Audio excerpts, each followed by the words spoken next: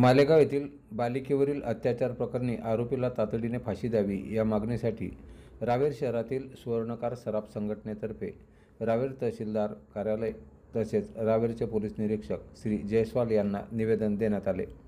यावेळी सुवर्णकार समाजाचे ओबीसीचे नेते प्रशांत बोरकर, सराफ असोसिएशनचे विजय गोटीवाले, हस्तशिल्प कारागीर संघटनेचे नरेंद्र सोनार यांच्यासह समाज बांधव, सुवर्णकार कारागीर, सराफ व्यापारी उपस्थित होते।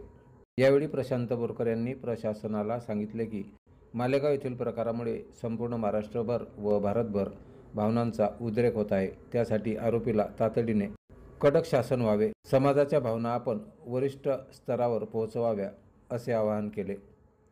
यावेळी शशांक बोरकर, धोंडूपासे, अलंकार बोरकर, श्री शहाणे, श्री सोनार, उदावंत आदी समाज बांधव तसेच शीतल पाटील, भास्कर महाजन, राजू ठेकेदार आदी उपस्थित होते।